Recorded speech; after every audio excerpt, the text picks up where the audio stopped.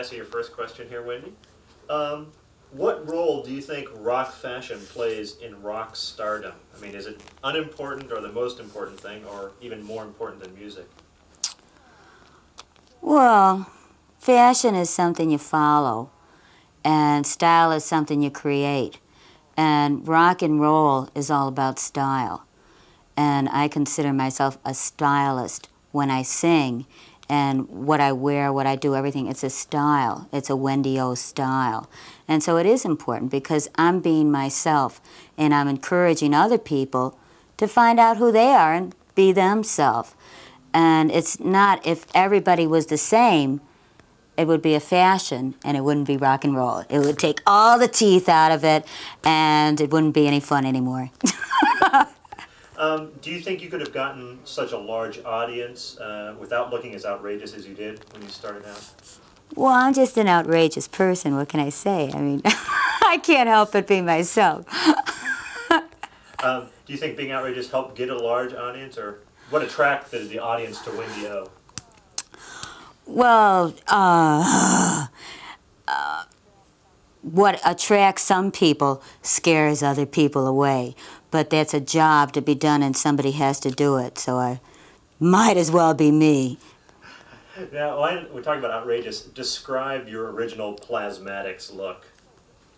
Well, it's so different. I mean, like I've been doing this since 1978. I mean, and I had many, many different looks. I just, with my music, has just been evolving and growing into this metal mega monster, and the same with me. I've just been evolving and growing into the mega metal maniac that I am. I mean, you know. What about what inspired you to mohawk your hair?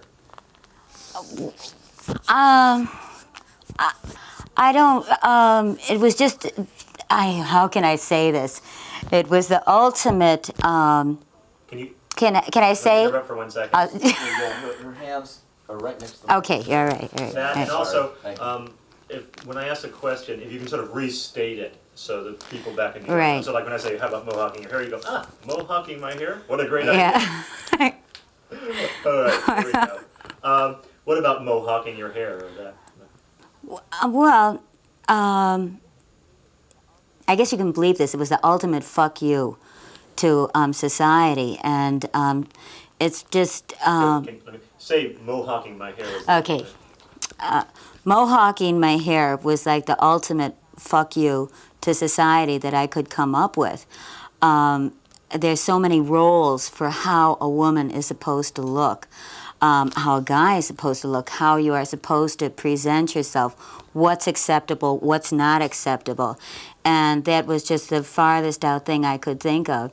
And so I did it. I mean, I'd never seen a woman with a mohawk, and I was the first woman to ever go on national TV, and it was fun. It was a riot. What can I say? I had to do it.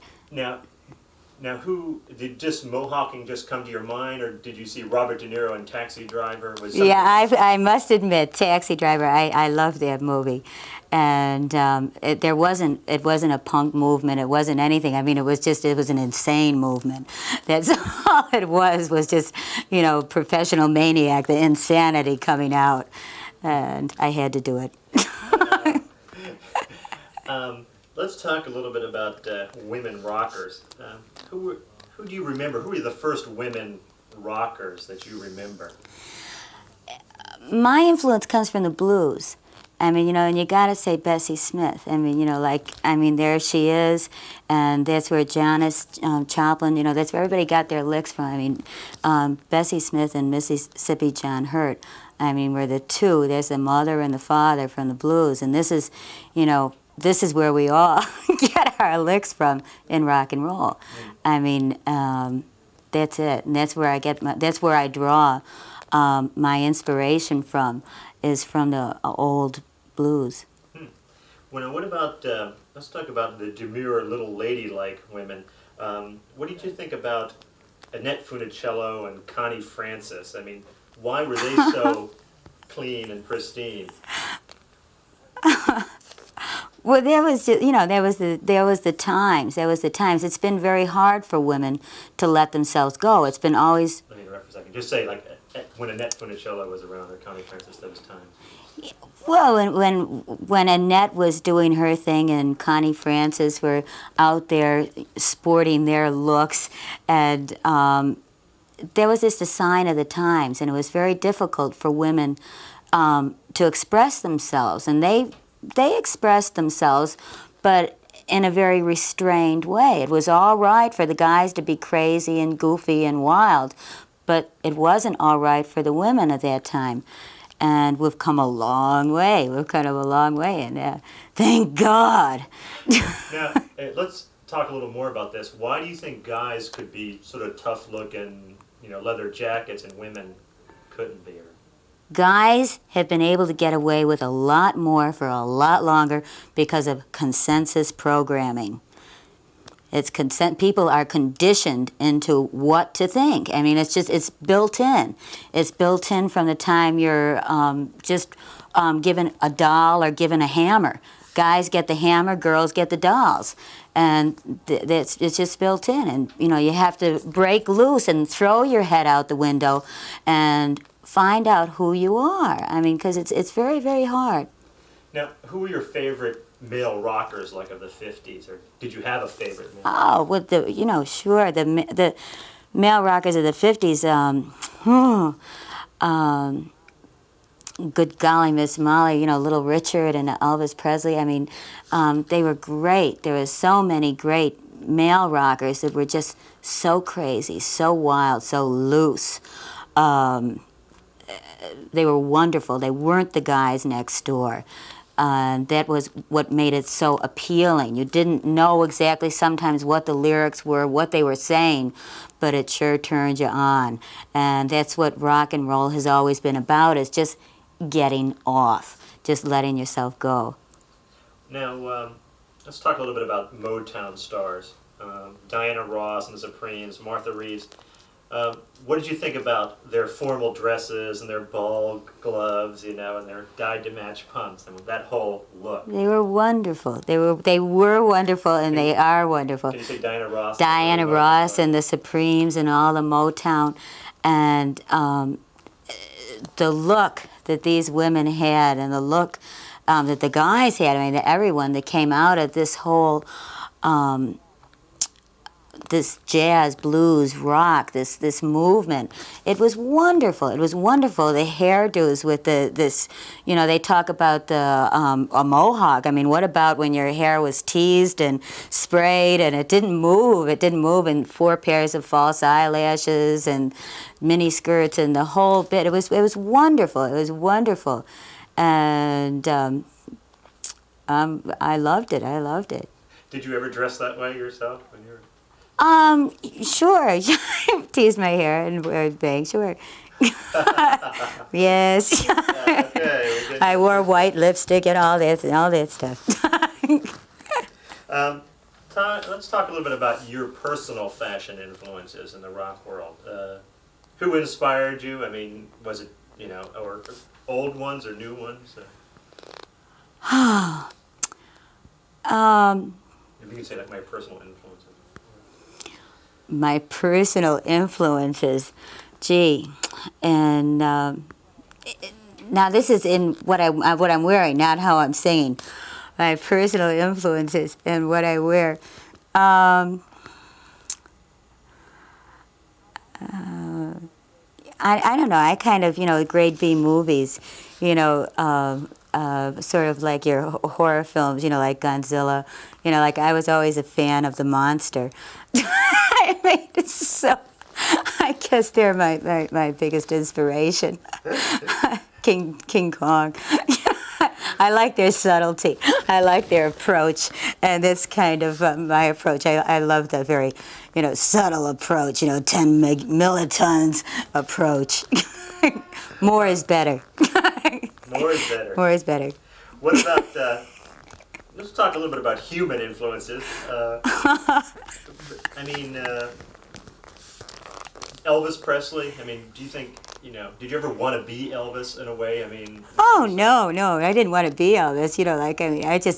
adored Elvis for what he was. I mean, he was wonderful because he was, again, he wasn't the guy next door, and the way he moved and the way he sang, it was great, but I didn't want to be him. Now, what did you think about people today like Tina Turner's fashions, or recently from her, I guess, Mad Max? I didn't see Mad Max. I didn't see Mad Max. I have seen photos from it.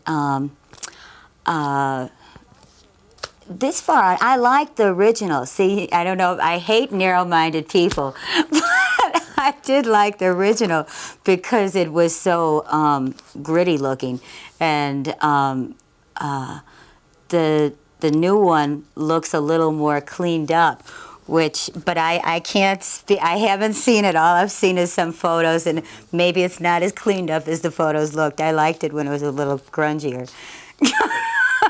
Let's talk for a second about your thoughts on Marianne Faithfull and the British Birds of the first sort of British invasion period. British Birds were great. I mean, Marianne Faithfull, all of them. They were great. They were wild. Again, this was very wild hairdos that they were wearing, very wild fashions, very wild makeup, and they were doing wild things with their voices too. I mean, they were really taking some chances, doing some experimenting with how women had presented their voices before, and this is paved the way for heavy women rockers to just kind of spill their guts out too, and bang their heads against the wall. This was, they were building the foundation. How would you describe their fashions? How would I describe their fashions? Minimal,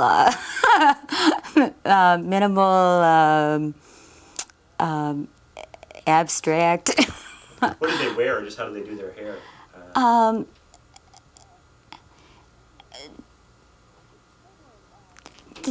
They wore the mini skirts and the light lipstick, and it was very much, they set the style for the time, and then it became fashion, and then they moved on to other things. But they were style setters, and they had a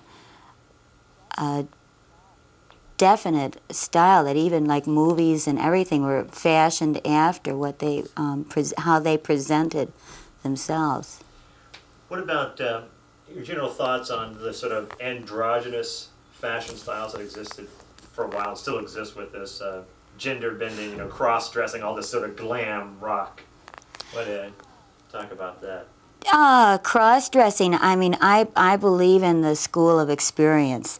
I think people learn from doing, and you can't, I think people should try different things. I think experimenting is great, and if it turns you on, you shouldn't feel inhibited about doing it, as long as you're not hurting somebody else. Like it's perfect, like just to it gives you the freedom to try so many different things, where if there wasn't the music and there wasn't this craziness and there wasn't this space where people could try different things, be it with their style or whatever, you'd have real troubles. You'd have real troubles. These would be the people who never tried anything, who would be going after their mothers with an axe.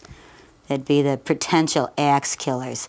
Does that include Boy George? Or, if he never tried dressing different ways, he might have been an axe killer. Who knows? Now he's leading a productive life. He's a rock and roll singer or a pop singer. I mean, gee, What about other glam artists or that look? Why do you think that just suddenly came about, or why was glam suddenly popular? Was it a reaction against the Beatles and all that stuff? Or? Glam just became popular. I think, like a lot of guys and a lot of girls were curious, about how the other half was living. Like maybe they liked their boyfriend's or girlfriend's underwear and they wanted to try it on and went from the underwear on. And fine, go ahead, do it. Now, do you think of your own outfit, say like what you're wearing now, or the leather studs? Is that sort of a reaction to all these guys in dresses, or this sort of tough leather S&M look? Is this Well, I like to be tough but sporty. And it's not, it's functional. I find the way I dress is like guerrilla functional wear. I mean, I've parachuted off of a plane and ended up in the ocean with this, and it's still a functional outfit. so you don't think of it as S&M or anything? Or? No, I find it very functional. Guerrilla functional streetwear. All right.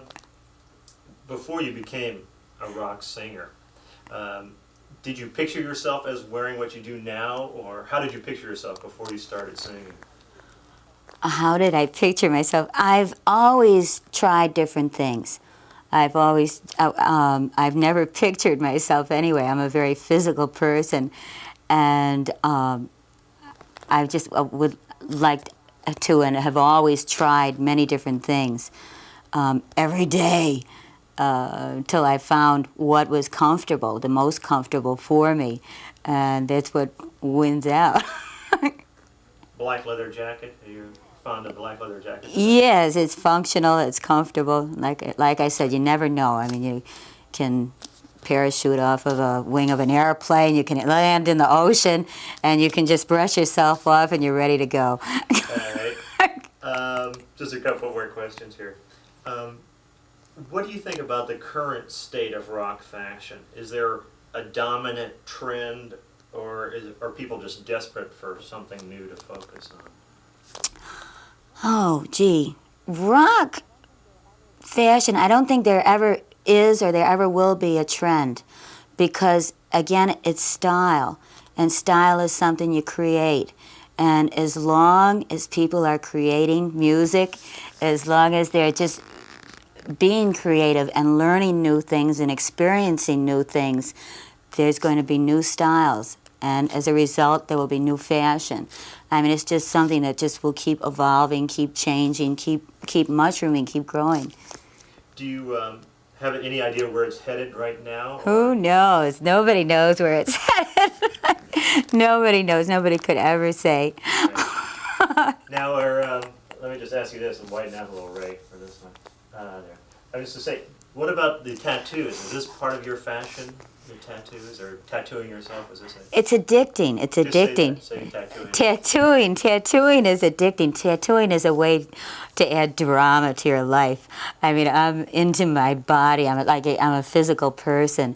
I'm into just throwing my mind out the window and having my body be in tune. And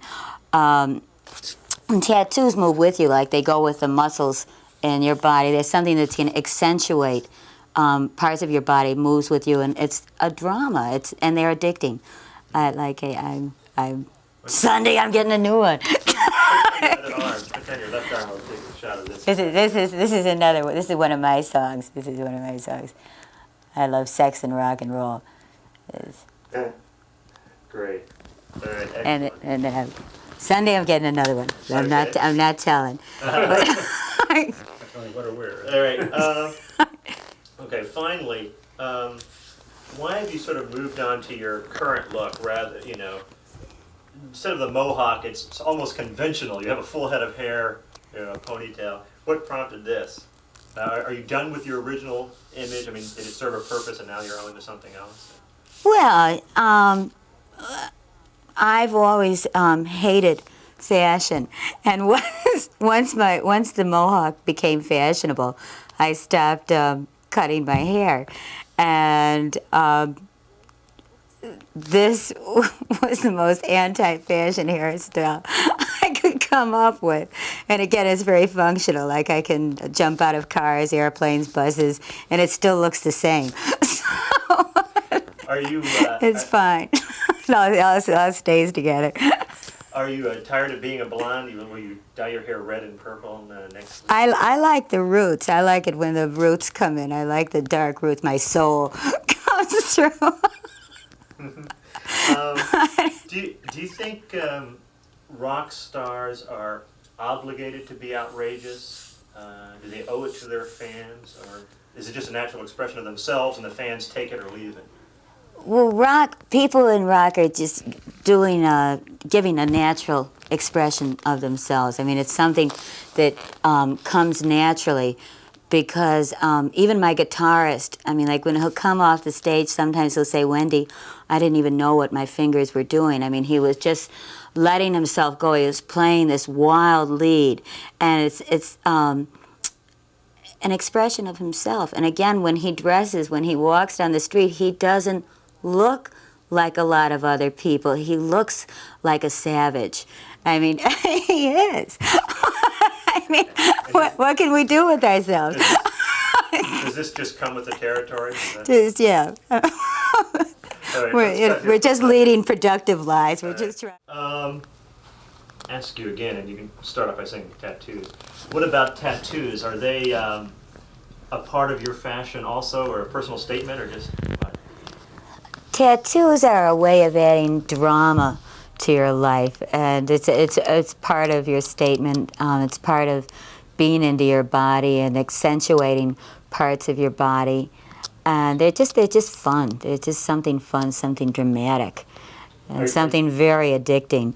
Once you get one, you want another one, and Sunday I'm getting another one.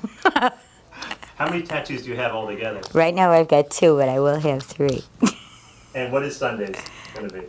I'm not telling. I'm not telling. Where is Sunday's going to be? On my back. On my back.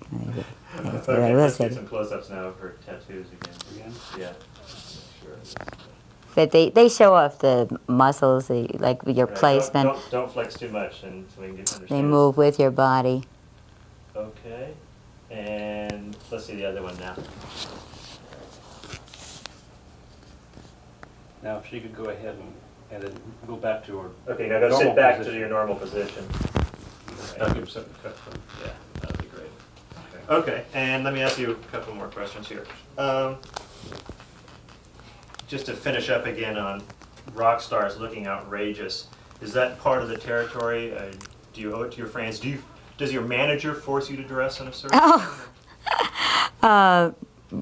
Rock stars will always express themselves in, the way they want to. It goes with the territory. It really goes with the territory. I mean, it's just expressing yourself and trying to cope in an insane world, and trying to make sense out of things sometimes is the only thing that does make sense to you. What about that? Any pressure from the record company for you to do anything? I don't have pressure from any record company right now to be anything but myself. I'm in the business for the love of it. This is a decision that I made years back. I mean, it's easy to go with the flow. It's easy to go with the formula, but it feels the best to just be yourself, and to just do it for the love of it. Okay, one last thing here. I want to get another shot of that tattoo again on your left arm. Focus down on it like this. And what I'm going to ask you to do is, when we get a set position, remember where your elbow is, your arm is. Turn it a little more towards that way. Turn your elbow that way so we can see it. Like that, yeah, right. Yeah, remember where it is, because what I'm going to do is ask you is to sit back and then bring it back into picture. Oh, I see. Okay. All right. Okay. Okay, ready? All right, and bring it back into picture. Yeah. What does that say? Tell me what it says. It says, I love sex and rock and roll. Okay, now sit back for the back. Excellent. All right, thank you. Okay, we're done.